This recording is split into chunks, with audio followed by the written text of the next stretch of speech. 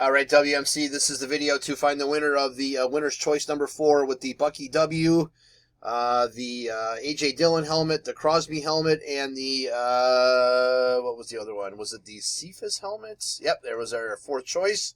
All right, so we'll get back over there. All right, so we'll check the time, July 5th at 11:17 a.m.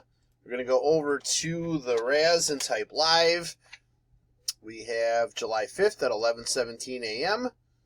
There is the list of our 20 entries. We're just going to randomize your names, and then whoever's on top after the final roll is our winner.